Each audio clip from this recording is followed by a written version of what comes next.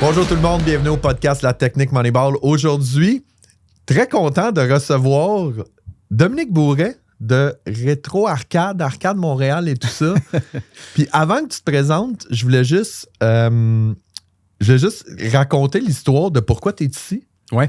Tu m'as envoyé un courriel. Ben oui, drette de même. J'adore ça, puis je trouve que c'est le fun de juste de dire, si tu n'essayes pas, tu le sauras pas. Puis c'est drôle parce qu'on était en train de tourner un podcast. Je finis le podcast, j'arrive, je regarde, tu m'as envoyé un courriel, puis t'es comme, j'écoute ton podcast, je pense que mon histoire pourrait être le fun. Exact. Fait que si tu veux-tu venir, ben t'es là. Ben oui, j'ai découvert ton podcast. À un moment donné, t'as passé dans mon thread Facebook, tu sais, puis là, la technique Moneyball, le livre, tout ça, là, je check un peu. C'est qui ce gars-là? C'est quoi ce livre-là? Tu sais, là, je lis un peu. Puis, ayant vu ça, ben là, t'as popé ailleurs, puis là, ça m'a mené au podcast. Là, finalement, j'écoute beaucoup de podcasts d'entrepreneuriat, et puis le tien a popé, puis je me suis mis à l'écouter, les derniers épisodes, en fait, en descendant, en reculant, puis je suis comme, wow, tu sais, les invités, c'est excellent, tu sais, c'est fascinant. Chacun, tu sais, on apprend plein d'affaires. Fait que je vous dis, pourquoi pas, tu sais, parce que je trouve qu'on a besoin de ça, tu sais, en entrepreneuriat, Ouais.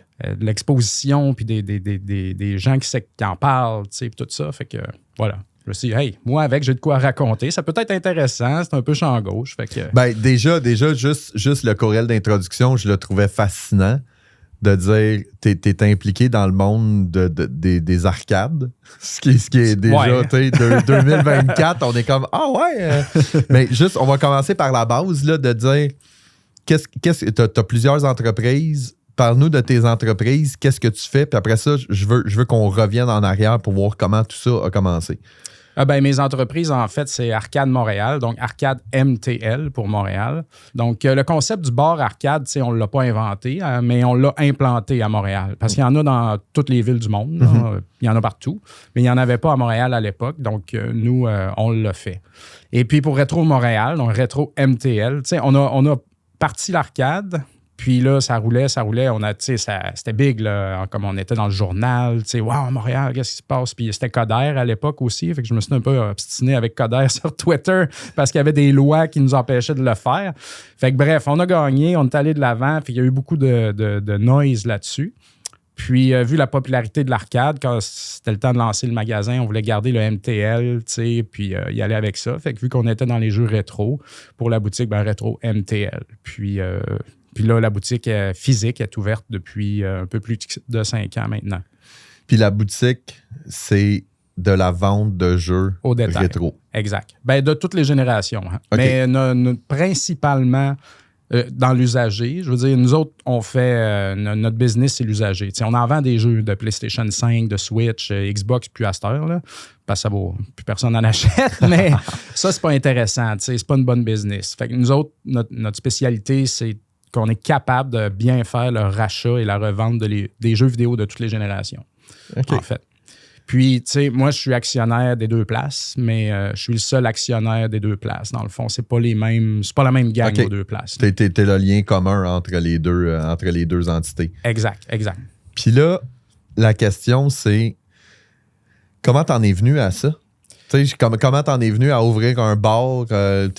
Ton intérêt des jeux rétro? Moi, ça a tout le temps été. J'ai tout le temps aimé les jeux vidéo. Comme quand j'étais petit, je gossais. Moi, j'ai été tout le temps le dernier à avoir la dernière console. Ouais.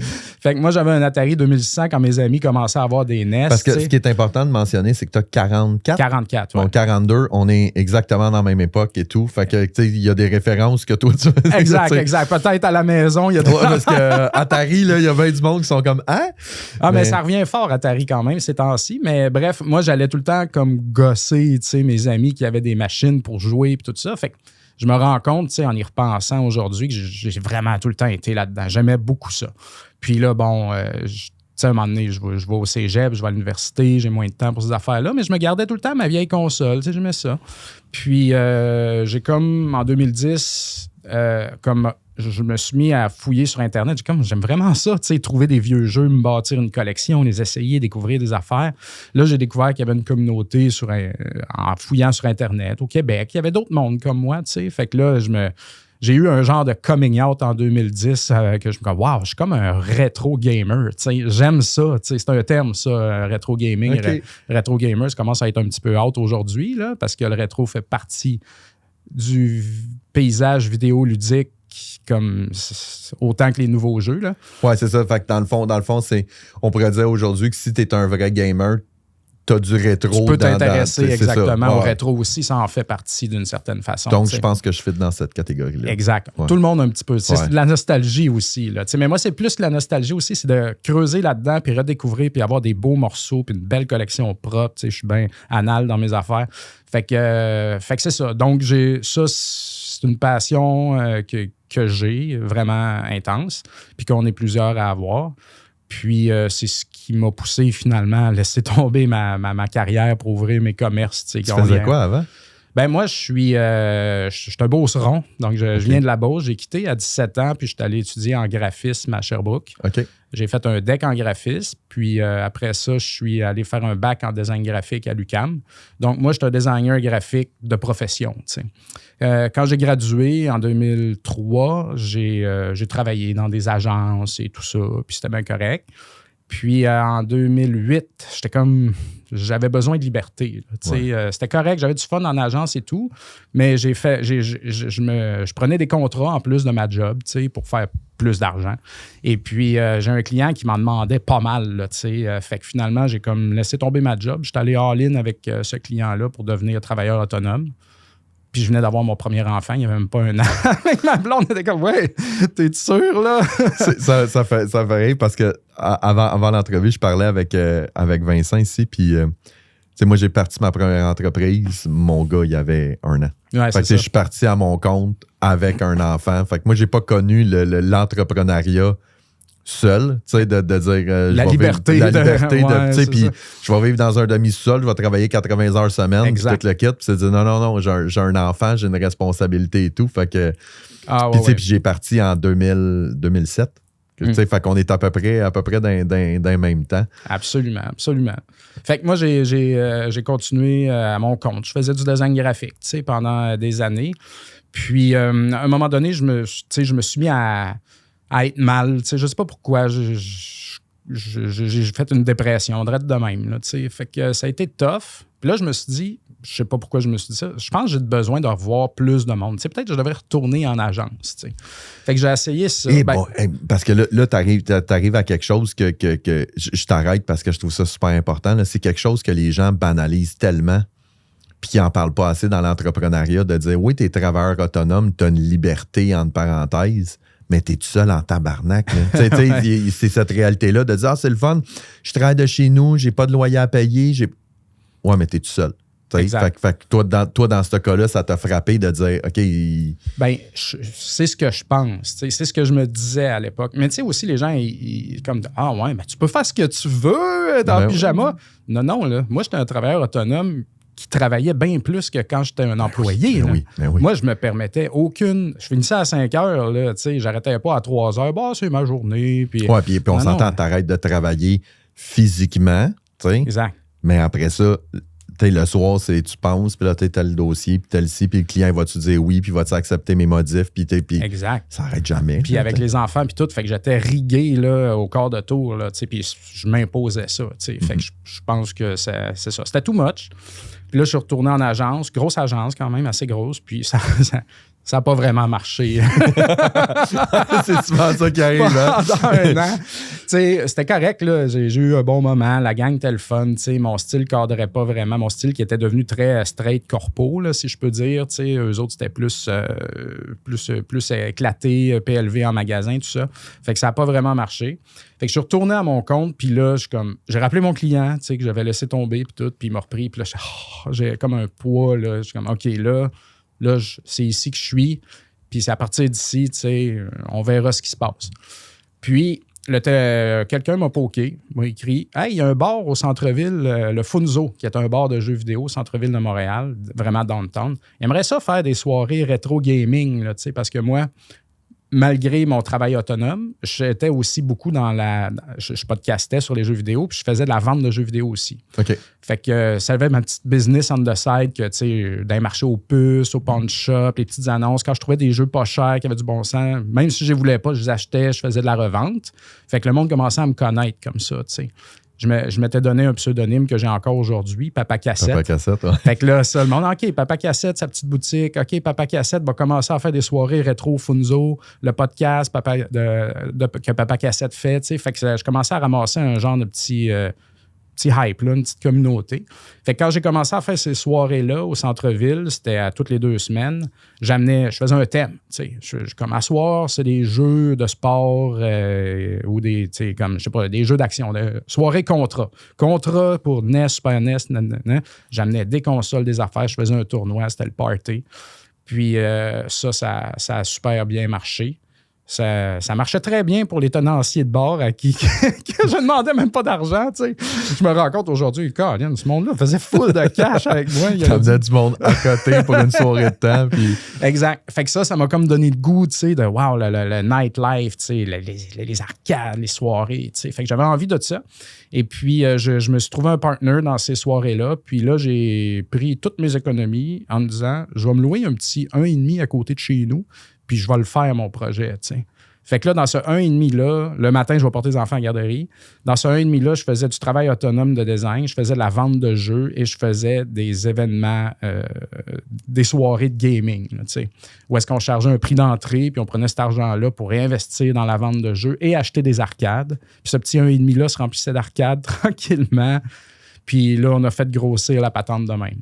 Puis là, à un moment donné, ben, pop un article dans le journal. Wow, c'est quoi ce petit local-là, tu sais, dans Hochelaga, tu sais, qui n'a pas rapport, qui a des arcades dedans. Ça amène une autre affaire qui passe à la TV, puis ça fait boule de neige, puis là, plein de monde viennent, on n'a plus de place. On loue un autre espace bien plus grand l'année d'après, puis tout ça prend de l'ampleur encore, jusqu'à ce qu'il y ait quelques... Puis notre but est toujours d'ouvrir un bar, là, tu sais, mais... on n'est pas des gars de bar, nous autres, on connaît rien. Ouais, c'est une industrie en soi, là, c'est clair. Ah ouais. Fait qu'il y a un gars de bar qui nous poke, qui dit « Hey, c'est quoi votre concept? C'est cool. » Je veux juste arrêter, ça me fait excuse-moi, tellement... je parle depuis Non, c'est parfait, c'est ça que je veux. Je veux juste mentionner que tu dis depuis tantôt, il y a un gars qui me poke, ça me fait tellement rire parce que c'est genre, tu sais, à l'époque, genre 2008, 2010, tu peux poker sur Facebook. Fait que je trouve ça tellement... T'as même des expressions rétro dans ta façon de t'exprimer, ça me fait mourir. Fait que si je voulais juste... La première fois, ça m'avait fait rire. La deuxième fois, ça me fait rire encore plus. Fait qu'il y a un gars qui poke, qui est dans l'industrie du bar. Exact. Puis il dit, j'ai un bar, il marche correct, mais votre concept est bien le fun. Fait que voulez-vous... je vous offre, embarquez, on va racheter les partners, puis on va le faire. T'sais. Fait qu'on l'a fait. On l'a fait. Comme je disais, on pouvait pas le faire, fait qu'il a fallu se battre avec la ville un peu, mais on a réussi à le faire. Pourquoi on pouvait pas le faire? Je comprends pas la problématique de... Le problème, c'est qu'il y a des lois pour les arcades, des vieilles lois, parce que, tu sais, les arcades, à l'époque, c'était vu comme des places de drogue, là, puis des lieux crottés. Des petits bums qui allaient là, tu sais. Exact. Fait que tout ça, ça existe encore. Puis c'est perçu comme des machines de jeu, tu sais, au même titre que des lotos, des vidéos poker. OK. Fait que tu peux pas avoir des machines de vidéo poker ou des machines de jeu près d'un débit de boisson sans avoir de permis. Et puis tu peux pas, comme les machines peuvent pas être payantes. Puis c'est comme bien compliqué, là, tu sais. C'est comme si on pouvait pas mettre des arcades à côté de la bière, tu sais. Fait que là, on essaie de leur faire comprendre aux arrondissements dans lesquels notre projet était, où on pensait ouvrir le projet. Mais tu sais, comme la personne que tu pognes ce matin-là, si ça ne tente pas de se casser la tête, tu ne se casses pas la tête. Ouais, c'est non. Le projet n'existe pas. Puis non, on ne peut pas, faites pas, vous ne pouvez pas. Fait que là... tu sais, là, ça marchait notre projet underground, c'était le fun, on faisait de l'argent, on achetait des machines, mais tu sais, on voulait arriver au next step, puis là, comme on était sur le bord d'abandonner, tu sais, comme il n'y aura jamais de next step, on peut pas le faire à Montréal. Fait que là, j'ai tweeté Coder, parce que lui, il est tout le temps sur Twitter, ce gars-là. Fait que là, j'ai tweeté toutes les villes du monde, tu sais, ont des bars arcades, mais à Montréal, on peut pas le faire, tu sais, pourquoi? Puis là, toute la communauté, j'ai pitché ça sur Facebook. Il y avait juste Facebook à l'origine, tu sais, puis Twitter. Puis là, toute la communauté qui me connaissait ont fait renvoyer ça, puis ça a fait boule de neige et tout ça. Fait que là, de Gazette communique avec moi pour faire un article, puis toute la patente. Fait que là, on grossit tout le shit, on se fait un plan. Puis là, on retourne avec notre partner de bar à la ville. Puis là, il était prêt. Là. C'était pas... Là, attends, on va se prendre une salle de conférence, on va avoir un meeting, tu sais, c'est quoi exactement? On a tous les dossiers, toutes les affaires, regardez. Puis finalement, c'était une peccadille. Tu sais, on a dit, nous autres, voici le concept. Tu payes un prix d'entrée, tu rentres, tu joues à toutes les machines que tu veux, puis tu bois de la bière. Puis c'est tout. Puis on dit, ben, il n'y a pas de problème. Quoi, il n'y a pas de problème? Ben, si tu cherches un prix d'entrée, c'est pas les machines, tu sais, qui sont payantes. Fait qu'il n'y a pas de problème. Ben là... ça fait... Tu sais, c'est niaiseux de même. La bureaucratie. Ouais, c'est clair. Oh my God. Fait que c'est ça. C'est de même ça marche. Puis aujourd'hui encore, tu sais, des fois, je pense on devrait ouvrir une autre arcade, tu sais, qui sont juste payantes aux machines token, mais ça te prend un permis par machine parce que ces machines-là, dès qu'une machine, aux yeux du gouvernement du Québec, dès qu'une machine te rapporte quelque chose, il faut qu'elle ait un permis. Puis dans un jeu d'arcade, tu joues aux Turtles, ben quand tu gagnes une vie, ça te rapporte quelque chose. Ou tu peux gagner du temps de plus à jouer une pinball. Ça te rapporte de quoi? Ça peut, trigger ton désir là, de mettre de l'argent, d'essayer d'avoir plus. Fait que les autres, ils se disent que c'est ça, puis c'est la même réaction qu'un vidéo poker. Alors, ça prend des permis. OK. Je trouve ça particulier, là, parce que, je veux dire, à la base, moi, tu sais... Tu joues à Pac-Man, tu gagnes, tu sais, il n'y a personne qui s'est ruiné à jouer à Pac-Man, tu sais. Non, ben, moi, je pars plus avec le principe que, tu sais, quand j'investis dans une machine... d'une machine de jeu arcade, puis je dis investi, c'est de dire, il m'a donné $1, m'a joué pendant 5 minutes. Exact. Le résultat est là. Je mets $1 dans la machine l'auto-poker, je pèse, j'ai plus de piastres, puis ça a duré 8 secondes. Fait que, tu sais, mais regarde, tu peux faire de l'argent de la vraie avec le vidéo poker, mais avec une arcade, tu peux juste gagner des vies ou plus de temps, mais je sais qu'il y a c'est pas c'est pas la même adrénaline. Je te raconte l'histoire comme ça. Je suis allé à Niagara Falls cet été avec les enfants. Puis, tu sais, j'ai 2 garçons qui ont 18-13. Puis, on arrive à Niagara Falls. J'ai loué un hôtel. On s'en allait voir un match de basket. Puis, on a été là 2 jours. Il n'y a plu non-stop pendant 2 jours de temps. Mais, dans les arcades pendant 2 jours. Mais l'hôtel donnait accès à des jeux d'arcade. Là, il y avait 3 étages d'arcade. On a eu du fun, là. Mais fun. Non, moi je retombais dans mon ancienne... dans mon passé et tout. Mais c'était des arcades à coupons. Ouais. Tu sais, tu joues, ils te donnent des coupons, puis là, après ça, tu as ramassé 500 coupons, puis avec 500 coupons, tu peux avoir un crayon à mine. Là. Exactement. Mais tu sais, là, il y a cette notion-là que peut-être, tu sais, là, tu peux mettre de l'argent dans la machine parce que tu veux des coupons pour aller chercher ça. Là, tu peux l'avoir, le désir de gagner pour avoir ton toutou. Là, mais dans un cas comme celui-là, puis je veux dire, Chris, on a mis une coupe de... Bon, ça finit que tu mets 50$ rapidement. C'est ça. C'est l'ironie de la chose. C'est de dire que ça a coûté 100$ de 100$ de token pour pouvoir acheter un ballon à 2$. Là. Exactement. Mais tu sais, il y a le plaisir qui va derrière tout ça qui est vraiment le fun et tout. Fait que, fait que là, tu as ouvert ton bar. Là, on est en quelle année dans l'histoire? 2008. 2008, ouais. On a ouvert le bar, ça commence et tout. La réaction est bonne. Ah, totalement. C'est explosif. Là, ça a été super bonne business. On est encore ouvert aujourd'hui. Là, on a passé à travers la pandémie. On a tout fait ça. On est encore là. Fait que le public est là encore. C'est cool. On essaye de rentrer des nouvelles machines de temps en temps. On fait des tournois. Comme on le faisait dans le temps quand j'étais au Funzo. Il y a du monde qui font ça. Et puis, ça fonctionne encore très bien. C'est plus dur. L'économie... quand même droppé après la pandémie. Fait que c'est dur pour tout le monde. Puis il y a bien des bars puis bien des places qui ont fermé. Fait que c'est pas une mine d'or comme ça l'a déjà été. Mais ça fonctionne encore. Mais il faut trouver des façons de s'organiser puis de voir en avant. Là, et là, ça t'a amené à ouvrir Rétro Montréal. Oui, ben ça. Mais tu as commencé en ligne à la base, c'est ça que tu disais. Parce que là, dans le fond, tu as structuré, tu faisais du resell. Exact. Et là, tu as décidé de le structurer puis de l'organiser. Un peu plus. À l'époque du Funzo, avant le bar, là, j'étais à l'époque où est-ce que j'en faisais le plus, en même temps. Mais là, quand le bar a été lancé, là, j'y arrivais plus. Il fallait quand même que je continue de faire mon travail autonome. C'est ça qui paye ma maison puis la bouffe. Fait que j'ai laissé tomber la revente de jeux. J'avais plus le temps de me mettre assez là-dedans. Puis, à mon grand désarroi, là, j'aimais ça. Je continue d'être un collectionneur de jeux puis à triper là-dessus, c'est sûr et certain. Fait qu'après qu'on a ouvert le bar, après 3-4 ans, j'ai eu le désir de... Puis mes enfants ont grandi aussi, Ils ont quel âge, ces enfants?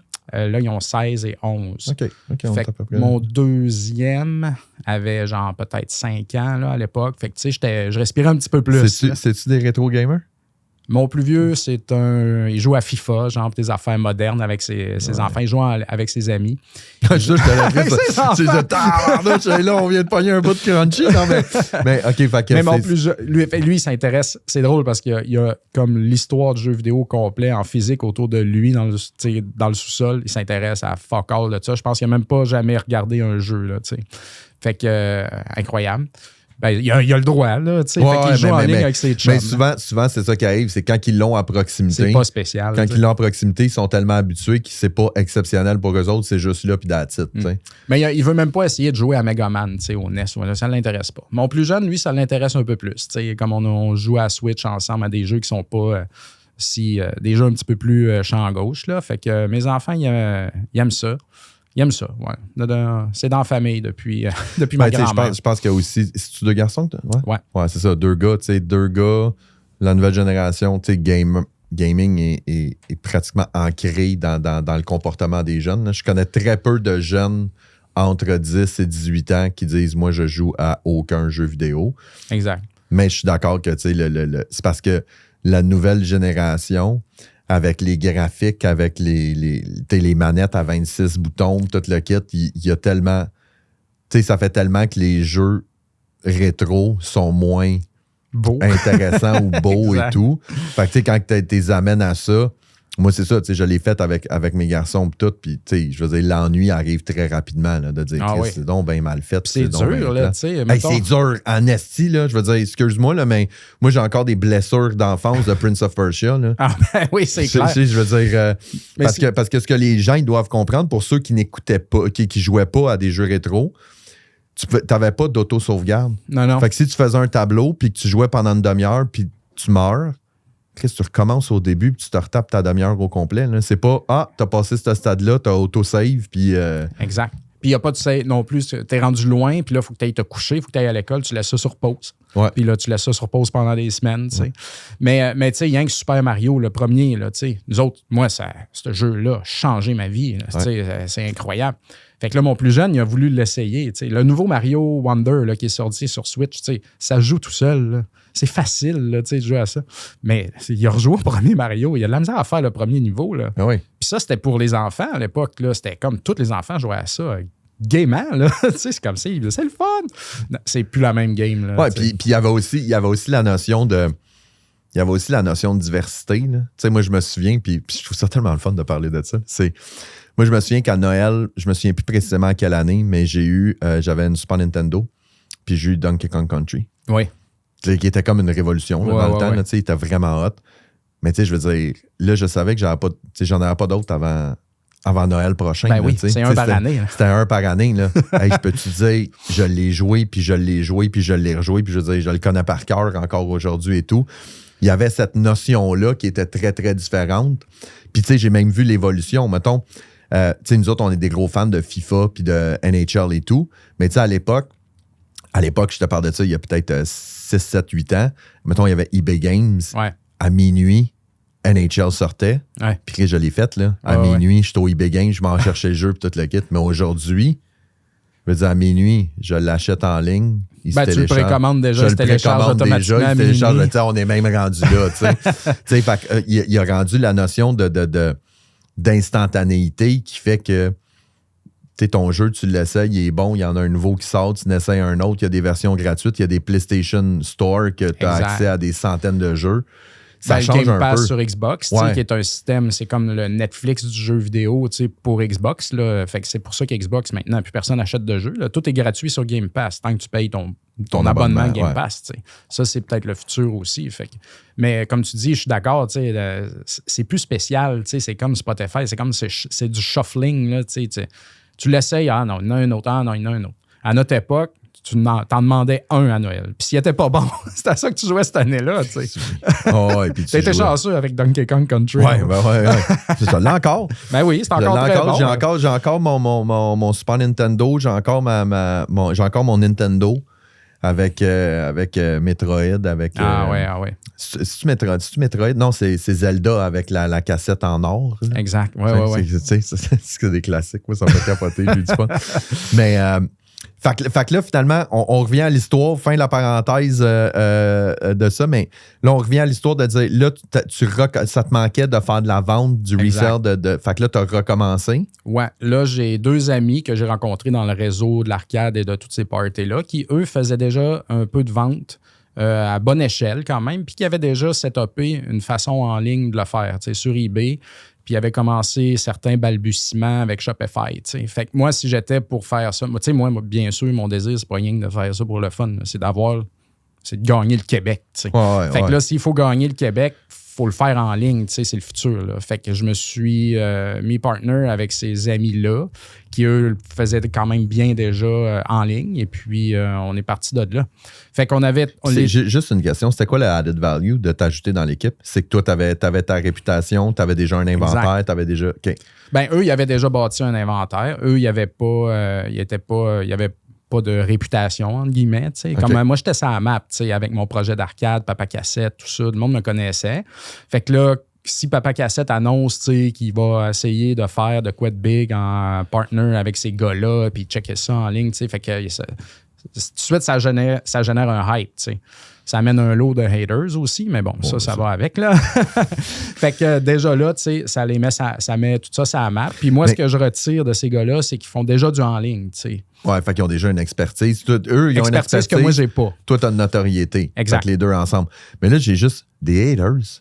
Pourquoi tu as des haters de gaming rétro? La revente de jeux vidéo, c'est un univers à l'origine que je trouve qui est un peu, un peu sale. Ça se passe beaucoup par les pawn shops. À Montréal, là, comme tu voulais des jeux rétro, tu checkais le pawn shop, tu checkais les petites annonces, puis il y avait des revendeurs, puis du monde croche. Pas de passion derrière ça. Purement pour l'argent, parce que c'est payant. Là. C'était payant là, de trouver un jeu à 5$ puis de le revendre 50$ là, quand tu connais la valeur des choses. Puis l'engouement des jeux à cette époque-là n'était pas si grand. Fait que c'était pas illégal de le faire, mais c'était quasiment comme à travers un monde qui ressemble à un monde plus sale, plus underground. Oui, inévitablement, aussitôt que tu rentres dans un pawn shop, il y a une question, Mais je dis pas ça pour blaster les pawn shops. Non, mais tu sais, c'est pas... Je comprends très bien que c'est pas de la revente de maison. Là, non, c'est ça. Là, puis, OK, fait que dans le fond, les haters, c'est le monde qui dit « Chris, t'as acheté ce jeu-là 5$ au pawn shop, tu le revends 50$. » Ouais, ou du monde qui me considère un peu comme une menace, parce que moi, je suis vocal, je me présente, puis comme là, OK, là, c'est ça, fraîchier avec ses affaires, puis tout. Fait que il y en a tout le temps. Là. Je pense que peut-être, j'ai confiance en moi, là, fait que je pense que ça dégage parfois que le monde pense que je suis un fraîchier, je sais pas. Ah, ben, tu sais, moi, puis on le voit encore plus avec les médias sociaux, là, tu sais. Exact. Inévitablement, peu importe ce que tu vas publier, il va toujours avoir quelqu'un qui va avoir quelque chose de négatif à dire. Il faut que tu vives avec, tu n'as pas le choix. C'est le prix à payer pour être présent sur les médias sociaux. C'est un passage obligé, puis il faut s'habituer à ça. Fait que aujourd'hui, je suis bien habitué à ça. Là, à une certaine époque, j'étais très réactif. Là, puis en plus, moi, ma personnalité est comme... Quand je suis réactif, c'est comme « Ah ouais, check-moi bien. » Tu dis que je suis pas capable de le faire? Check-moi bien la boutique que je vais te faire, mon gars. Puis je suis très comme ça. Là, fait que là, je me calme un peu. Mais ouais, fait que dans le fond, mes 2 partners, il y en a un qui... on a les jeux. Ils sont chez une personne qui les nettoie, qui les met en ligne. Les consoles sont chez l'autre personne, parce qu'on vend des consoles aussi, qui les nettoie, qui les répare, qui s'assure que tout ça est bon. Ensuite, on amène tout ça chez nous, dans le sous-sol. Puis moi, je m'occupe de prendre les commandes dans Shopify puis de faire le shipping. Fait que je prends tout ça puis je vais pitcher ça au bureau de poste. Fait qu'on a roulé de même puis on faisait les ventes trottoirs. Ça roulait dessus pas mal? Je veux dire, ça roulait assez pour pas assez pour qu'on lâche nos jobs. Ouais, on s'entend, mais chaque argent était tout le temps réinvesti dans l'inventaire puis dans le développement de notre plateforme. Puis c'était le rêve derrière ça. Moi, j'ai une question pour toi, une question bien personnelle. Là. Madame, elle gérait ça comment? Le sous-sol rempli de jeux vidéo, puis de consoles, puis de... Ben, c'est pas... c'est un triplex qu'on a, nous, et puis okay. J'ai acheté ça. Ça, c'était un autre projet à travers les projets, mais on a acheté ce plex-là dont le sous-sol était pas fini, dans le but de le finir, tu sais. OK. Fait qu'à cette époque-là, justement, on a acheté le triplex en se disant, on va faire excaver, tu sais. Genre, rapidement en l'achetant. Fait que ça, c'est tombé dans le timing où est-ce que le sous-sol, il était dégueulasse. Okay, puis je m'étais tout fait un setup là-dedans. Wise guy. Ça dérangeait personne. C'est parfait. Très futé. Écoutez ça, là, prenez ça. Le sous-sol ne dérangeait pas madame. Mais ma conjointe, pour vrai, elle a tout le temps été super encourageante dans toutes mes affaires. Elle a eu des jeux vidéo dans le salon, puis des affaires, puis elle a tout le temps été... Es-tu gamers? Zéro avec une barre? Elle veut même pas essayer. Là, OK. C'est correct, là, j'ai pas besoin, là, mais non, ça l'intéresse pas. Moi, c'est quelque chose que je trouve vraiment le fun. Ma blonde, c'est une gamer, entre parenthèses. Elle aime ça. Okay. Elle joue à... Je vais essayer de trouver Dr. Mario. Ouais, l'espèce de Tetris avec les pelules. Là. Ouais. Elle joue avec ça. Puis, il n'y a pas si longtemps, on s'était fait recommander ça par des amis. On a joué... C'est pas un jeu rétro, mais on a joué à It Takes Two. Oui. Un jeu qui se joue à deux. Ah ouais. Quelle belle aventure. Puis là, tu es obligé de faire du travail collaboratif, puis tout le kit. Puis, ma blonde, elle va être fâchée que je dise ça, mais je m'en fous. Là. Je l'ai enregistré. Elle est rageuse, mon gars, là, quand elle joue à des jeux. Je l'ai enregistré un moment donné. Là, puis comme je l'enregistrais, je savais qu'elle était enregistrée, fait que je la piquais. Puis là, elle pogne les nerfs. C'est mourant. Là. C'est drôle, mais c'est une gameuse de base. On avait pris Hogwarts Legacy. Sur PlayStation. Hogwarts Legacy, elle a Harry Potter. Puis je veux dire, elle a joué à ça, là, à triper raide, là. Puis je me souviens, à un moment donné, je suis dans une conférence, puis je reçois un message texte d'elle, puis je dis qu'il doit avoir une urgence.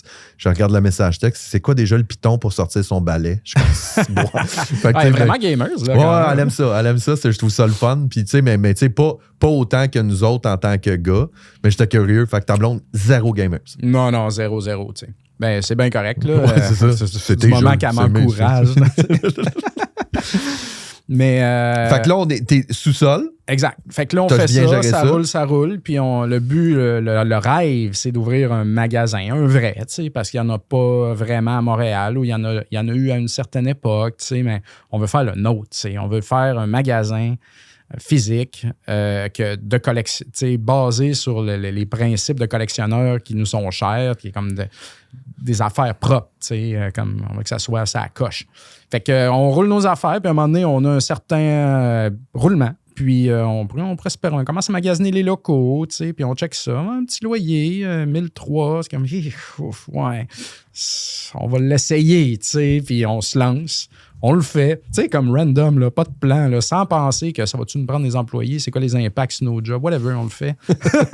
C'est une plus belle décision, ça, avec le recul. C'est malade. Parce que si tu y penses trop, maintenant, tu vas faire... Ça, tu le fais pas. Non, c'est ça. Exact. Fait que on a fait ça, puis comme on a commencé le projet avec 15 000 de dettes, qui était tout l'ameublement, puis les affaires de plus, comme on va tenir des câbles, on va avoir toutes ces affaires-là qu'on n'avait pas. Et puis, la première journée, line-up dehors, on avait déjà remboursé notre dette. On a fait plus que ça la première journée. Puis après ça, c'est juste parti en fou, là. Je savais qu'il y avait une demande, puis pas vraiment d'offre. Outre les places qu'on parlait tantôt, puis la façon de s'approvisionner, mais on pensait pas que ça allait partir de même. Mais, puis j'ai jamais été dans ta boutique, puis tu dois avoir genre des réguliers, là. Tu sais, qui viennent jaser, là. Tu sais, ils viennent, là, tu sais, puis eux autres, c'est comme leur... passent une heure là, ils regardent les jeux qui viennent de rentrer, puis ça jase, puis t'as-tu essayé un tel, puis t'as-tu fait ci, puis t'as telle affaire. C'est sûr que t'as une communauté de réguliers qui viennent souvent. Il y a des réguliers, mais tu sais, au niveau qu'on est rendu, là, on est 5 ans plus tard, puis tu sais, on a déménagé il y a 1 an dans la boutique est immense, là, présentement, tu sais, puis on a comme 10 employés. C'est pas moi, là, qui est en bas puis qui jase avec les réguliers, là, tu sais. C'était moi à une certaine époque, mais là, on est ailleurs. Fait que oui, il y a des réguliers qu'on connaît très bien, mais on a quand même des employés qui sont là puis qui se mettent à les connaître, mais des fois, il y a un roulement d'employés aussi. Là, ça fait. Fait que ça peut devenir un petit peu moins personnel. Mais là, ça c'était le bout que j'avais pas dit encore parce que je te laissais. Chris, vous êtes rendu 10 employés, gros, tu sais, puis je veux dire, bon chiffre d'affaires, ça va bien. Là, tu travailles plus avec ton client en design graphique. Non, c'est ça. Ben, si on revient au début de l'ouverture du magasin, c'est ça, le plan, le super plan de cabochon, c'était que moi, j'allais faire mes contrats, tu sais, puis quand il y a quelqu'un qui passe la porte, je vais y répondre, puis, tu sais, puis ça va bien aller, puis Joe va venir la fin de semaine faire des chiffres, tout ça. Hey, ça marchait pas en tout, là, tu sais. Moi, j'étais comme, les gars, je peux pas être ici tout seul, tu sais, comme, ça va pas. Fait que moi, j'ai cessé toute activité professionnelle pour être à temps plein là-dedans. Mon partenaire, Jonathan, aussi, qui est plombier de profession sur les chantiers, tout ça. Tous des backgrounds différents. Il a tout lâché ça. Il est venu à temps plein. On a engagé une employée tout de suite. Puis là, on est parti de là. Fait qu'on était les trois de même dans notre petit magasin. On utilisait le sous-sol. Et puis, ça grossit. Deuxième employé. Puis, sur notre site web, on met des vraies photos, nous autres. Dans le domaine, il n'y a pas beaucoup de sites web, il n'y a pas beaucoup de boutiques qui ont des boutiques en ligne qui mettent des vraies photos du truc. Parce que toi, tu es collectionneur, toi, tu vas acheter Dr Mario sur NES demain, tu en veux un propre, tu sais. Bien, si tu l'achètes chez nous, tu vois la photo, c'est ça que tu vas avoir. Fait que s'il est déchiré, tu vas le savoir, puis il va être moins cher aussi. OK, fait que les gens, ils prennent la photo d'origine, genre exact. Du jeu, ils le mettent, puis ils disent usagé. Exact. Puis là, il faut que tu l'achètes, puis tu découvres que finalement, c'est que la cassette est craquée ou whatever. Ouais, puis, pour ceux qui font pas ça, en effet, c'est une photo stock, là, puis ça arrive comme ça arrive. Fait que nous autres, c'était bien important, ça. Fait qu'à un moment donné, on a engagé quelqu'un à temps plein pour prendre les photos puis mettre le stock en ligne parce qu'on n'y arrivait plus, tu sais. Fait que là, tout ça a grossi, on déménage, puis maintenant, on a une équipe qui s'occupe de mettre l'inventaire en ligne toute la journée puis de prendre les photos, tu sais. Fait que c'est devenu un département, ça, en fait. Je trouve ton histoire absolument fabuleuse. Moi, je trouve ça, moi c'est des histoires de même, là, ça vient me chercher de dire, t'as bâti ça, tu sais. Puis là, tu nous racontes l'histoire de dire, ça a commencé par j'avais du fun, je vendais moi-même, j'ai commencé à vendre en ligne, je me suis associé avec 2 gars, on faisait du shipping, on a pris un petit local, on a pris un grand local, puis là, c'est rendu que j'ai une équipe qui prend des photos puis qui m'enligne à temps plein. Exact. Mais là, tu vends plus juste au Québec? Tu vends... on vend partout au Canada, un petit peu aux États-Unis, grâce au site web. Un peu en France, très légèrement en Europe, là, mais c'est très, très, très négligeable. Là, communauté gamer France, c'est-tu qui ont leur propre communauté ou c'est juste que c'est moins... Ben, ce qui arrive dans les pays d'Europe, c'est qu'il y a beaucoup de consoles qui sont pas puis que les jeux sont pas compatibles ici. Okay. Fait que tu peux pas, c'est ça marche pas. Alors, mais il y a beaucoup de Français à Montréal, donc il y en a qui sont en voyage, il y en a qui viennent d'arriver. Fait que il veut pas, il y a des connexions là, qui se font beaucoup avec les Français. Puis il y a un commerce en France qui s'appelle Game Cash. Le président, il vient à chaque année faire son tour, on jase de business, fait que c'est bien le fun. Là. Il y a tellement de Français à Montréal, veut pas. Ouais. Le Québec est relié avec la France, là, d'une certaine façon. Fait que là, maintenant, tu vis de ton rêve, du gaming non-stop. Ouais, je vis bien. Je ne suis pas millionnaire, là, mais comme la majorité des entrepreneurs. mais je trouve ça important de le dire, c'est de dire, tu sais, de faire quelque chose, qui te passionne à tous les jours, puis d'être capable d'en vivre. C'est déjà une méchante belle réussite. Là. Puis la majorité des entrepreneurs, c'est ça qu'ils font. Puis des entrepreneurs qui réussissent à générer des centaines de milliers puis des millions de dollars, puis tout le kit, il y en a très peu. Mais là, tu sais, juste le fait de se lever le matin, tu sais, je veux dire, si on t'avait dit ça quand t'avais 12-13 ans, puis t'étais en train de jouer à Mario Bros, puis un jour, tu vas gagner ta vie avec cette cassette-là, tu l'aurais pas cru. 12-13 ans à Saint-Joseph-de-Beauce, là, tu sais. Ouais. J'ai un bar au centre-ville de Montréal, j'ai le plus gros magasin que je pense même au Canada, là, en superficie, là, tu sais, fait que, moi, je ne fais que commencer, là. Moi, je suis on fire, là, tu sais, avec ce projet-là. OK, parce que t'as d'autres choses qui s'en viennent? Non, ben, ce projet-là, Rétro Montréal, tu sais, le bar, c'est le bar. Là. Ouais, c'est le bar, j'ai d'autres idées, mais tu sais, là, je suis plus focus sur le magasin. Mais moi, je le dis souvent, je n'aurai de repos que lorsque je serai aussi gros que GameStop. Puis il faut y arriver. Moi, je veux des franchises, des succursales. Tous mes efforts, puis tout mon focus est vers comment est-ce qu'on peut arriver à ça. T'sais. Puis, c'est là-dessus qu'on travaille beaucoup présentement.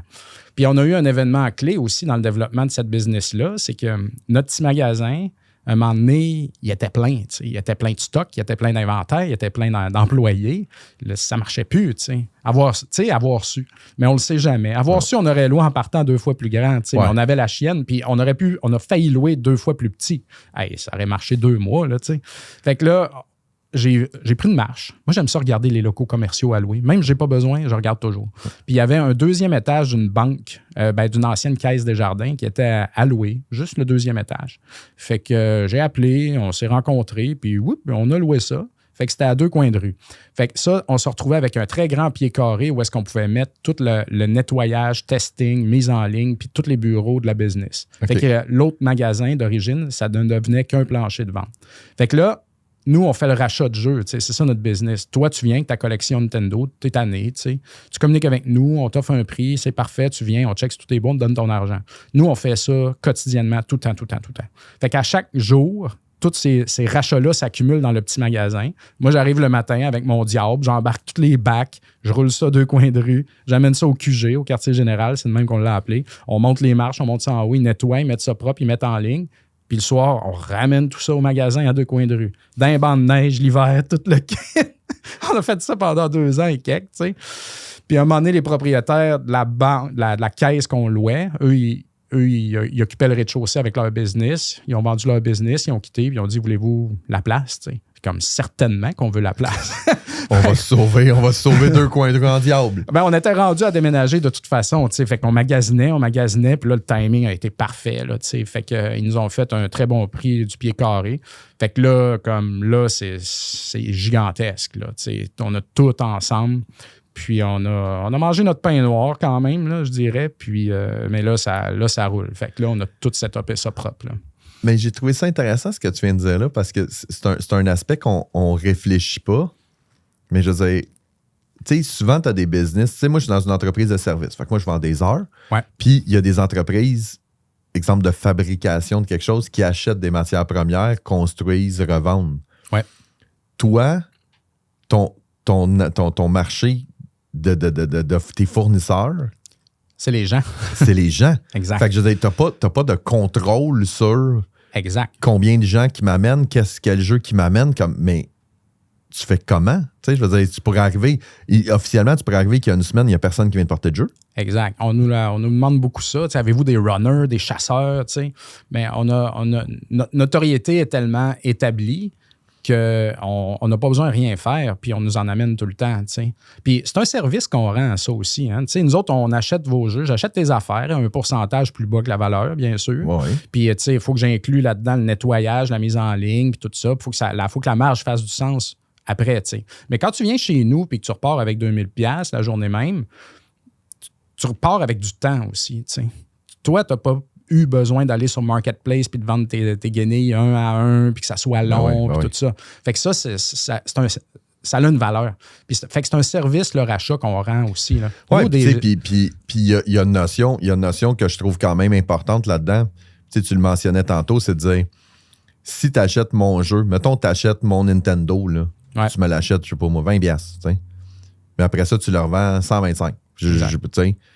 Moi, mais toi, tu l'as pris, tu l'as démonté, tu l'as nettoyé, tu l'as mis sur la coche, puis tout pour être capable de le revendre 125. Moi, j'aurais jamais pu le revendre 125 parce que je te jure que si je commence à jouer avec mon tournevis là-dedans, je l'ouvre, il vaut 0 parce que j'ai perdu des morceaux. Fait que, tu sais, toi, tu as la capacité de racheter du stock usagé, puis, tu sais, de le reconditionner. Oui, c'est ça qu'on fait. Là. Même les jeux pleins de collants, là, tout sale, puis les disques graphiés, on a des resurfaceuses.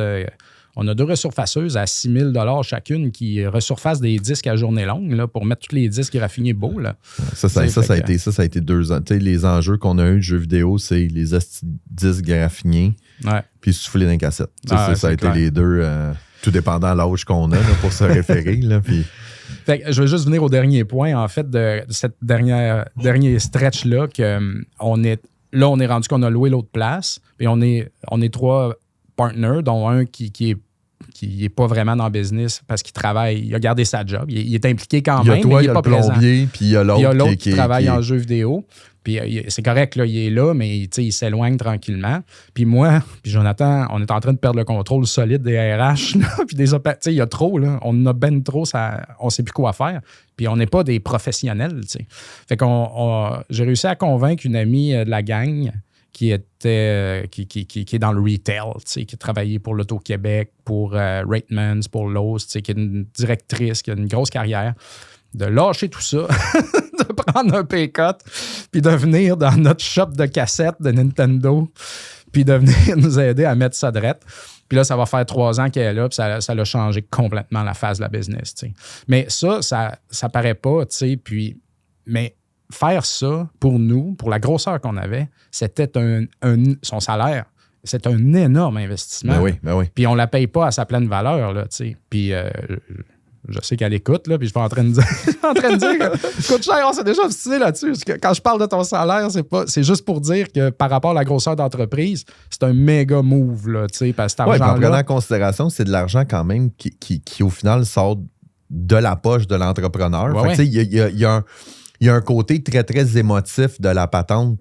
Je ne dis pas que tu ne vaux pas ce salaire-là. Je fais juste te dire que moi, quand j'ai les revenus, j'ai les dépenses, puis ton salaire fait partie des dépenses, puis ce qui reste à la fin, c'est ce que j'ai de besoin pour vivre. Puis plus il y a de dépenses, plus ça a d'impact. Fait que je le comprends totalement. Là, mais elle en est consciente, puis c'est bien correct. Fait que ça dit, moi, c'est sûr que je vais rentabiliser mon salaire là, tout de suite. Là, fait que, anyway, on le prend, on l'essaye. Fait que, puis ça a tout changé, la business. Là. Les RH sont mis direct, tous les processus, les affaires, c'est comme, il était temps. Là, on avait perdu à l'époque 2 très bonnes employés, là, qu'on ne savait pas qu'il y en avait, qui étaient comme loadés bien raides, là, comme, on leur parlait comme pas. toute entreprise qui démarre, puis qui est pris, parce que je l'ai vécu dans une phase de ma business. C'est de dire, la croissance, c'est pas facile. Le monde dit, ça va bien. Ça va bien, t'as plein de cash. Non, t'as de la difficulté avec tes contrôle. employés, processus, puis après ça, il y a des dépenses que t'es pas capable de comprendre, puis t'as ci, puis t'as ça, puis... Exact. Mais, hey, Dom, c'est vraiment super intéressant. Oui, ça va donc bien vite. C'est fou. Mais moi, ce que j'adore de ton histoire, puis c'est exactement pour ça que je fais le podcast, je trouve que t'es la définition même de la technique Moneyball. De dire les petites actions, de dire t'as commencé à... J'achète des jeux pour moi-même, puis je les revends pour le fun à... J'ai la plus grosse boutique de jeux rétro au Canada, puis j'ai même pas fini d'arriver au bout de ce que je veux faire. Je trouve ça fabuleux. La seule chose, je veux finir... Moi, je veux dire, je suis un gamer et tout. J'ai quand même quelques petites questions pour toi en rafale, juste pour le fun. Ben oui. Ton jeu rétro préféré? Castlevania 3 sur NES. La série Castlevania, c'est comme ma série fétiche. Là, j'adore ça. Ben, préféré, je veux dire, il y a des bien meilleurs jeux. Il y a d'autres Castlevania bien meilleurs que ça. Non, mais fétiche. Mais c'est comme un jeu emblématique pour moi. Là. Ouais. OK. Moi, c'est Prince of Persia qui a un côté très, sur très... Sur PC, ouais? Non. Sur Super NES, que j'aimais beaucoup. Puis, tu sais, j'aime beaucoup, même si tu ne m'as pas posé la question, mais je réponds pareil. Ben oui. Mais, puis j'aime beaucoup tous les premiers Zelda. Là. Ça, c'est... Puis, tu sais, j'ai rejoué parce qu'on en parlait en pré-entrevue. Tu sais, moi, j'ai la Switch, puis j'ai tout acheté la suite NES puis Super Nintendo. Puis, ce qui me fait mourir, ce que j'avais pas réalisé par rapport à avant, c'est que les jeux de Nintendo puis Super Nintendo, il n'y a pas de guide, là. Non. C'est de dire, tu as fini un tableau, faut que tu te rendes à la suite. Ils te disent pas c'est comment, ils te disent pas c'est où. Trouve-les ton solution. Tu sais, aujourd'hui, tu as tout le temps des in. Ah, as-tu pensé à aller par là? Exact. Ou tu as une map, puis tout le kit.